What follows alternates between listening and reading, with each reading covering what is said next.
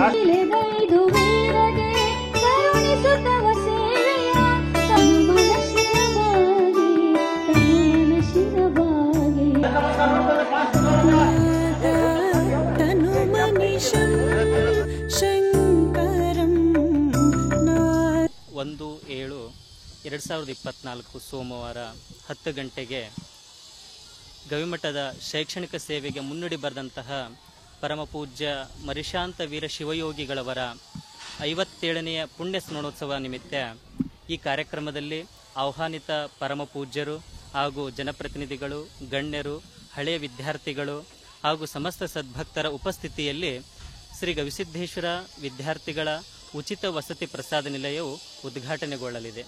ಈ ಉದ್ಘಾಟನೆ ಕಾರ್ಯಕ್ರಮದಲ್ಲಿ ವಿಶೇಷವಾಗಿ ಅಕ್ಷರ ಜೋಳಿಗೆ ಅಂತಕ್ಕಂಥ ಪುಣ್ಯದ ಕಾರ್ಯವನ್ನು ಹಳೆಯ ವಿದ್ಯಾರ್ಥಿಗಳಿಂದ ಅದನ್ನು ಚಲಾವಣೆ ಪ್ರಕಟಣೆ ಮಾಡ್ತಕ್ಕಂಥದ್ದು.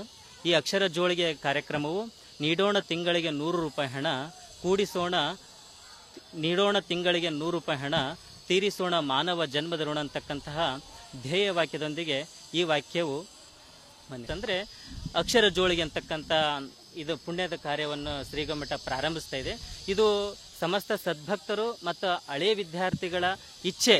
ಅವ್ರದ್ದೇನಪ್ಪ ಅಂತಂದರೆ ಶ್ರೀಮಠಕ್ಕೆ ಏನಾದರೂ ಒಂದು ದೇಣಿಗೆ ರೂಪದಲ್ಲಿ ಕೊಡಬೇಕು ಅಂತ ಹೇಳಿ ಅವರ ಅಭಿಲಾಷೆಯ ಪ್ರಕಾರ ನೀಡೋಣ ತಿಂಗಳಿಗೆ 100 ರೂಪಾಯಿ ಹಣ, ತೀರಿಸೋಣ ಮಾನವನ ಜನ್ಮದ ಋಣ ಅಂತಕ್ಕಂತಹ ಧ್ಯೇಯ ವಾಕ್ಯದೊಂದಿಗೆ ಇದನ್ನು ಚಾಲನೆಗೊಳಿಸ್ತದೆ. ಅದು ಕೂಡ ಹಳೆಯ ವಿದ್ಯಾರ್ಥಿಗಳಲ್ಲೇ ಪ್ರಾರಂಭಿಸ್ತಕ್ಕಂಥದ್ದು ಸಾಂಕೇತಿಕವಾಗಿ. 130 ವಿದ್ಯಾರ್ಥಿಗಳಿಗೆ ಕೊಠಡಿಗಳನ್ನದವು.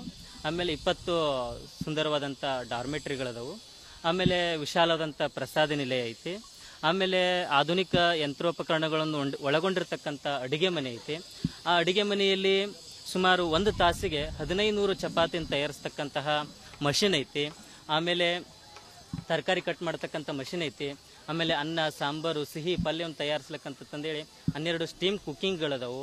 ಆಮೇಲೆ 4 ಸ್ಟೀಮ್ ಕುಕ್ಕಿಂಗ್ನಲ್ಲಿ ನಾವು 10 ನಿಮಿಷದಲ್ಲಿ 2000 ಇಡ್ಲಿಯನ್ನು ತಯಾರು ಮಾಡ್ತಕ್ಕಂಥ 4 ಸ್ಟೀಮ್ ಕುಕ್ಕಿಂಗ್ಗಳದವು ಇಲ್ಲಿ ಅಡುಗೆ ಮನೆಯಲ್ಲಿ. ಮತ್ತು ಅದು 4500ರಿಂದ 5000 ವಿದ್ಯಾರ್ಥಿಗಳಿಗೆ ನಾವು ಇಲ್ಲಿ ವಸತಿಯನ್ನು ಕಲ್ಪಿಸಬಹುದಾಗಿದೆ ಇಲ್ಲೆಲ್ಲ. ಆಮೇಲೆ ಒಂದು ರೂಮಲ್ಲಿ ಸುಮಾರು ಏನಿಲ್ಲ ಅಂತಂದ್ರು ಒಂದು 20 ಹುಡ್ರಿ ನಾವು ಅವಕಾಶ ಕೊಡ್ಬೋದು. ಬೆಳಗ್ಗೆ ಏನೆಲ್ಲ ಇರುತ್ತಂದ್ರೆ ಉದ್ಘಾಟನೆ ಇರುತ್ತೆ.